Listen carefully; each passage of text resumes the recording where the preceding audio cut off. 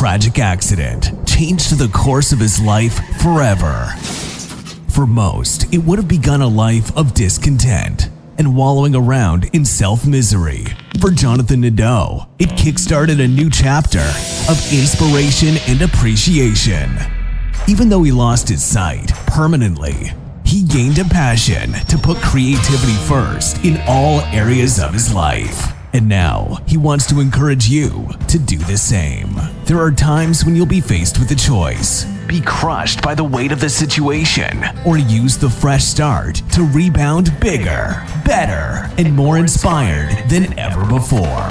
This is Tornado, stories of those who refuse to choose defeat and instead chose to embrace the storm. Here's your host, Jonathan Nadeau.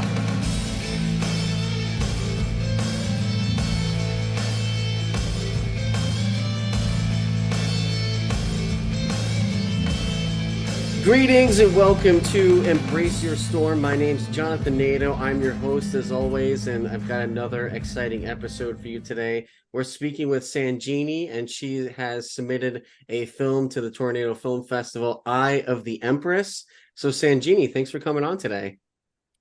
Thank you for having me. It's my pleasure. So before we get into Eye of the Empress, I like to ask my guests, what kind of got you involved into the film industry, or film as your creative outlet? What brought you to that? But I first got involved as an actress, and I am an actress. But it was because of an accident, and I had to do volunteer work. I was given two choices in Miami at the Miami Performing Arts or the Arts Center, and I chose Performing Arts. And once I started volunteering, I wasn't afraid to pick up the phone and call acting coaches, and I started acting lessons, and I did student films and plays. And then later on, I started producing my own films. And I think that my spiritual journey is to tell my own stories through my children's books or my films. That's really cool. Opportunities for others as well. Now, before you started acting, you mentioned before the interview you're into martial arts. Were you doing martial arts before you became an actress? No, I started doing martial arts after becoming an actress. I just was walking by a grocery store, and there was a table with a few people they had brochures and flyers, and they were promoting a karate school, and they were giving 2 weeks free with the gi, which is a uniform. Yeah. So I decided to do that, and I never stopped. No kidding. That's cool. So has that helped out like your acting at all? Like taking martial arts like that? Yes, it has a lot, because my action film series, Eye of the Empress, involves martial arts and fight scenes. So there's a lot of fight scenes, and having that martial arts background helps to do fight scenes. So I've fought over 20 martial artists, a lot of them black belts at different styles in my films. Kidding. And so before filming, we usually choreograph the fight scenes. It takes months. I was actually going to ask, like, do you choreograph all the fights that are in your scenes? Yes, except for the fighting that takes place in a boxing ring or, in a ring. Those are difficult to choreograph, but most of my film series has like outside fight scenes. So they have to be choreographed before filming. And it takes work.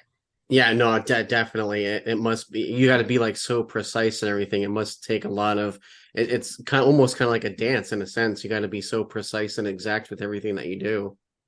Yes, because once I'm filming, I don't have time to work on choreography. Like, I film a lot in a day, and the fight scenes are very complicated. And I've had fight scenes where there's a lot of fighters. So it helps if we all know what we're doing. What style of martial arts do you practice? I started off, my foundation is Shaolin Kempo, which is an American Kempo karate system, like a hybrid system with 5 Chinese animals. And I actually got my black belt a I did my test inside the Shaolin Temple in China, Nah, wow. and I was given the black belt certificate in front of the abbot. But now I take and I train with the Shaolin monks in the temple too. But now I actually take Shaolin Kung Fu, which is pure Shaolin Kung Fu with Shaolin monks. Okay, that's really cool. That's awesome. Now, And I'm a brown belt in that. I'm not as proficient with Shaolin Kung Fu. I find it very difficult. But the Shaolin Kempo Karate, I'm glad I started off with that because that had a lot of techniques for doing fights. is the Kung Fu a lot, forgive me if I'm wrong, but is the Kung Fu more sort of grappling and stuff? The Shaolin Kempo Karate had grappling and like many different techniques, like Okay. different styles from different martial arts systems. The Shaolin Kung Fu sometimes is very circular and there's a lot of forms, but they like it if you're acrobatic. And I'm not very acrobatic. Yeah, you can do the splits, and it doesn't have as many fight techniques like hand. Okay. They are, but not as many. But I wouldn't want to fight Shaolin monks. I mean, they level so high. I believe it. Like what? So like leading into all this, and tell us what Eye of the Empress is all about. What's kind of the plot and storyline behind this? Eye of the Empress is an action adventure, a story, and my character's name is Skylar. So it's Skylar's quest to find a diamond, the Empress diamond, which has magical powers, and she has to face El Chico Malo, who's the bad, and Barras the Ugly, and a slew of henchmen. So yeah, it's kind of has um spaghetti Western vibes with the That's Mexican cool. mariachi. It's kind of That's cool. Now now you wrote this as a full feature film, right? Like you said, it was like a 95 page script. yes, yes. But you've been recording in chunks, you said before the interview. Like, is it because, like you were saying, the fight scenes are like so intense and hard to like capture in video? Is that the reason why you started kind of recording in chunks instead of like one like full like feature film? Yes, because it takes longer to do those scenes, and also I pay for everything myself, and I get the locations, and I do the castings, and I do everything, and so just like my film, which is a journey story narrative, the filming the series has also been like a journey with struggles and obstacles and delays. Right now, my biggest delay is I've been looking for a new lead actor for a long time, and I haven't found that actor I want. Um, but also, yeah. I also film in actual locations. Like in a boxing gym or a church or Mm, mm. whatever. So like, and I get an actual production crew and everything. But also, one of the reasons why it's taken me a long time is because it's my spiritual journey. So what I've noticed with all my films and this one is whatever scene I film, because I wrote the script, so I get my character and gets everything at the end, the prize, like every. Yeah. So what I've noticed is every time I film a scene, um, it happens in real life. So everything Huh. in my script happens in my real life and vice versa. So spiritually, things haven't worked out where I get to, do you know what I mean? Yet. Yeah, I follow what you're saying. Definitely. So it's bizarre. It's like, just say if my lead actor and the guy I'm dating in real life, they had the same birthday, like or if I was in a jail cell, then in real life I was. I hear That, you. you know. Yeah, no, totally. Like now with writing and producing, do you like which side of the camera do you prefer to be on? Do you like acting more than writing or producing, or like I know each of them have the kind of their pros and cons, but which do you find yourself sort of um you feel like I, you're more in your element? I like acting a lot because it's difficult for me to produce other people's films. I'm I give myself my own roles and my own stories, and I'm the main lead actress in my film. So I'd say acting is a core of what I like. When I've done my castings, which I've had, so now they don't do in-person casting so much, Mm, but the coronavirus shut down. I used to do castings at professional casting offices, and I've done over 12 castings. What I like too is when actors come and audition.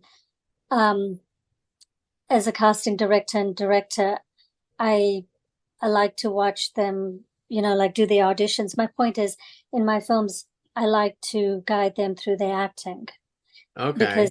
acting. But I also do like producing and directing because I like to be my own boss. Yeah, right. But Yeah. I guess like you said though, I guess it is harder as a producer or director when it's not sort of your script. You kind of have that pressure, I guess, to get across what the writer had in mind when they wrote the script. And I'm the writer, so I don't even like to work with first AD. First AD is the first assistant director. Mm, I worked with one or two like early on, you know, and I just found it was a waste of my time because they tried to take control of my set and they don't really understand my script or my vision, right. or like I know how I need to film and why I need to film like a particular scene first, and like I know how to move along through the day. That makes sense. Yeah, no, that totally makes sense. Because I wrote the story and it's my personal, um, film.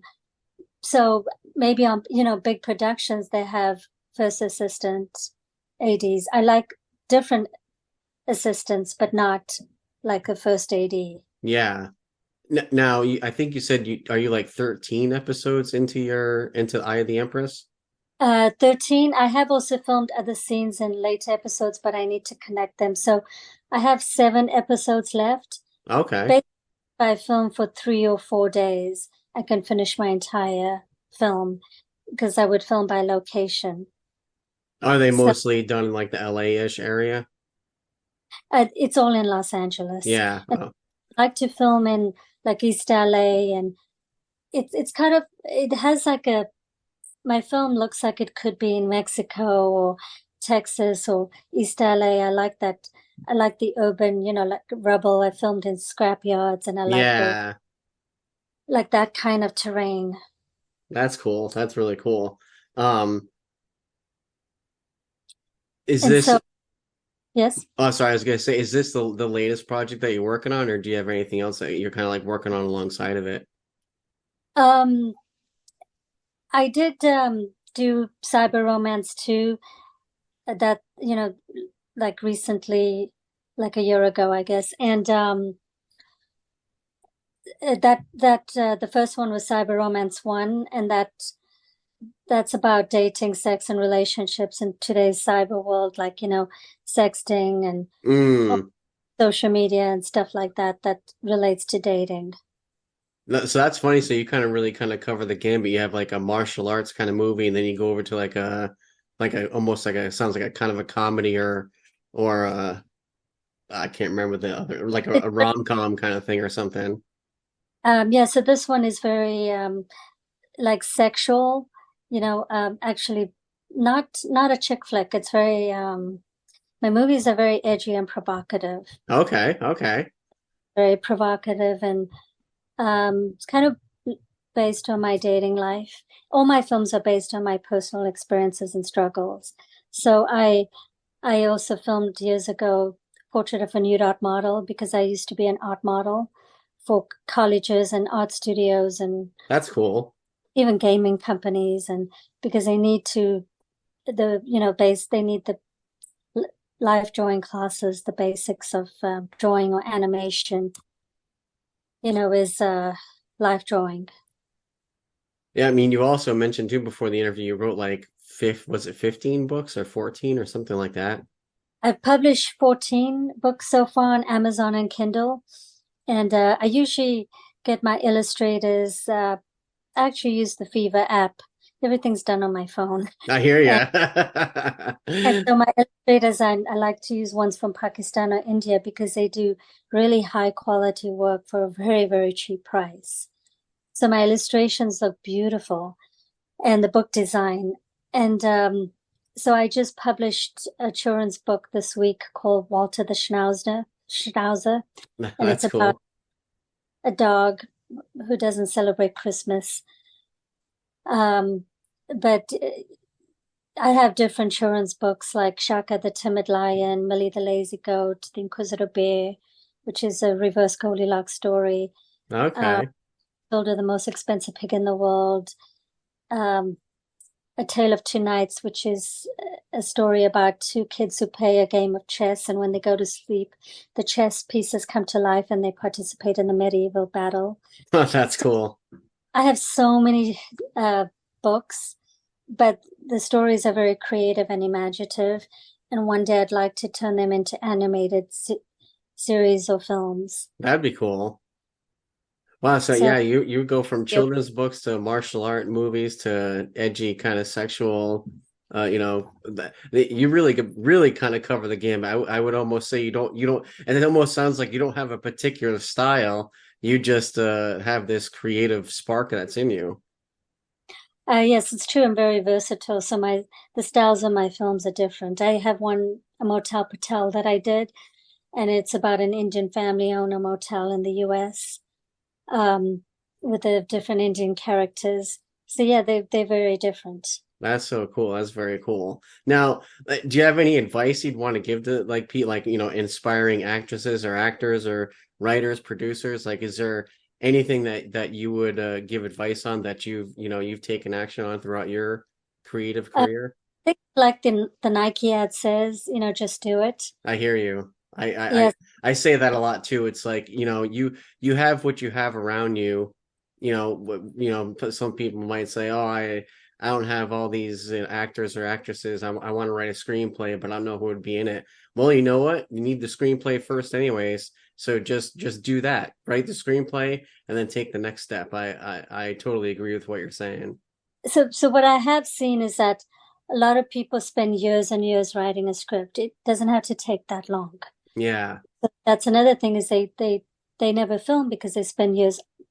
Then the other issue I've come across is where they have a script maybe, but they're looking for funding. And it's like you could spend years looking for funding. I Mm. just dived in and somehow spiritually I find the locations for free or things work out perfectly. So money is not an object. I hear, is that maybe like another reason why the Empress was done in chunks like that too? Because, again, like getting money for like a full feature film's kind of a bigger deal than being like, well, hey, we just need to record, 2 or 3 days instead of 180. Like, is that another reason why you kind of took the approach with the Empress that way? I think initially, but financial is not the reason now for me. Like I have money to finish my film and Okay. my books. It's just, but I know how to film, just like my books, I know how to do like high quality for my level, you Mm, know, mm. at a very cheap price. I hear I'm you. in know how to get high quality work at a very cheap price. I just know. I hear I've you. been for a while. So, like I wouldn't for my films, I don't need makeup artists, and I've seen independent film productions where they hire a makeup artist, and unless you're doing elaborate makeup, like I just need makeup in my film if there's like a wound, like on a Yeah. like some small wound on. But I don't need. I have mostly men in my movies. They don't need makeup. I hear you. I hear That you. there's no point getting a makeup artist. I don't like makeup artists for myself. I don't need a makeup artist on set, it's just a Yeah. waste of time. I hear you. So maybe another thing too is find what works for you, it kind of thing. Like, you figured out you don't need makeup artists, and maybe someone else down the street doesn't need them either. Yeah, especially if, they're doing a movie where there's just guys and some action and it's not like you need fancy makeup, for a Yeah. certain people to look like aliens or something. That's different. But if it's just, regular film, yeah, my guys don't need makeup. So Um, I noticed that they waste a lot of money on things that they don't need. yeah, no, I hear you. That's what I was kind of saying. Like, find what works for you. Like, you might find out there's a lot of things that you don't need, and therefore you don't need as much money as you thought you did. And so, you have even more of the reason to kind of get off your seat and just And do then, it. and I usually like to spend my money on like the most important parts of like filming, which is you need a really good like cinematographer Mm, with big camera, I like the Reds or the RE cameras, and then the equipment, got to have good lighting and equipment, film equipment. And then I've gotten 95% of my locations for free. Maybe being a girl, like guys just help me out. I hear you. And, and then just getting you need a sound guy with equipment and maybe, group gaffer. But other than that, that's like the bulk of your expenditure. And of course, you have to provide food, If Yeah. you go to the supermarket and get a whole lot of food, you can get like really amazing, healthy food. Speaking of cinematography, that made me think of kind of like your choreographed fight scenes. Those must be pretty intense to capture on film. Those are very intense, and I think my cinematographers usually have to do a lot of work. I think with fight scenes, a lot of it's handheld, so they Mm, carry very big cameras, like filming the fight scenes. It's it's especially after 11 or 12 hours, it's a lot of work, yeah. yeah. I mean, how many cameras do you usually have going during a fight scene? Just one. Oh, no kidding. I have filmed one with like maybe two, but I kind of use that more as behind the scenes, Okay. Like a making of kind of reels and stuff. yeah. But Yeah, I would say, um, I'm not a big production to need so many cameras yet. that's cool. Is there anything else you want to go over of I the Empress? Maybe we didn't cover like anything about the story, the plot, or anything like that you wanted to go over? So my films can be viewed on my YouTube channel, Sanjini Actress, or Vimeo. But my channel does have a whole lot of different videos, so it's kind of all over the place and difficult That's to follow. cool. But if you go to my website, sanjini-actor.com, Yep. that's sanjini-actor.com, then if you click on the films page, you'll see my films, like listed in order. Perfect. I'll try and put that link in the show notes too of the podcast. And then also, you can look at my children's books. And I also volunteer with Mother Teresa's nuns, and I've been volunteering with them for a long time. No kidding. So I train with Shaolin monks and I volunteer with the nuns. I'm not Christian or Catholic, but I like the work they do. I hear what you're saying. But so that's also woven into my scripts. So I've filmed at the convent and the church several times because it's got that my Eye of the Empress has kind of some of that. Anyway, I have filmed in a church. That's So, cool. yes. No, that's very cool. Well, Sanjini, I thank you so much for your submission to the festival. It's we're looking forward to having you at it. And thank you so much for your time and coming on. I greatly appreciate it. Thank you so much for having me. I It's really been it's appreciate been it. my pleasure, my pleasure. And everyone, thank you for listening. Thank you for downloading, and don't forget to embrace your storm. See ya. Tornado with Jonathan Nadeau. If you haven't yet, please subscribe now so you're first to hear new episodes with more stories of inspiration about the highs and lows of life and how embracing the storm is so much more fulfilling of a life than being crushed by the weight of the world. And until then, we hope you're inspired to do something, whether it's creating, participating, or learning, whatever leads you to your personal passion.